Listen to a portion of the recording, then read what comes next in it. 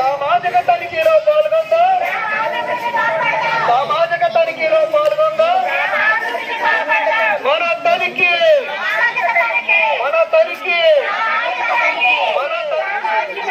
పంచాయతీలో ఉపదానికి సంబంధించి అవగాహనలో భాగంగా ఇక్కడ మనము మన ఊరు పనితీరు అనేది ఒక సమాచార బోర్డు అనేది ఏర్పాటు చేయడం జరిగింది. ఈ యొక్క మన ఊరు పనితీరు యొక్క సమాచారం యొక్క ముఖ్య ఉద్దేశం ఏంటంటే ఉంటాయి వాళ్ళు పంట పండించుకోవడానికి సరైన ఆర్థిక స్థోమత ఉండదు. అలాంటి రైతులు ఎవరైతే ఉన్నారో చిన్న సన్నకారు రైతులందరినీ కూడా గుర్తించి మరి వాళ్ళ పొలాల్లో మరి పంట అంటే మొక్కలు మామిడి కానివ్వండి, జీడి మామిడి కానివ్వండి, కొబ్బరి కానివ్వండి, లేక సపోటా ఇలాంటి పండ్ల చెట్లను పెంచుకోవడానికి ఉపాధి హామీ పథకంలో అవకాశం ఉంది.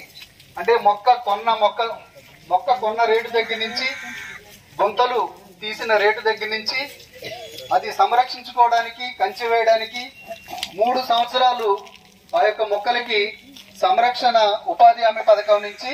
మరి ముఖ్యంగా మనం ఉపాధి హామీ పథకం పట్ల మనం చూసినట్లయితే 2005వ సంవత్సరానికి పూర్వం మరి భారతదేశ వ్యాప్తంగా రాజ్యాంగం ప్రకారం ఆర్టికల్ 21 ప్రకారం జీవించేటటువంటి హక్కు ప్రతి ఒక్కరికి ఉంది. కాబట్టి జీవించాలి అంటే దానికి కావలసినటువంటి వసతులు అంటే కడుపు నిండా తిండి కావాలి, బట్ట కావాలి, ఉండడానికి మంచి గూడు, మంచి ఇల్లు కావాలి. ఇవి కనీస అవసరాలు. ఈ అవసరాలు తీర్చడం కోసం గ్రామీణ ప్రాంతంలో ఉండే ప్రతి పేద కుటుంబానికి కూడా కనీసం ఒక 100 రోజుల పని చెప్పి 100 రోజుల పని దినాలను అదనంగా కల్పించి కనీసం ఒక 30,000 రూపాయలు ఆ కుటుంబానికి అదనంగా చేకూర్చాలనే ఉద్దేశంతో మరి 2005వ సంవత్సరంలో ఉపాధి హామీ చట్టం అనే దాన్ని తీసుకురావడం జరిగింది. ఇక్కడ మీరు బాగా గమనించాలి, అదనపు పని దినాలు 100 రోజులు, అదనపు ఆదాయము 30,000 సుమారుగా.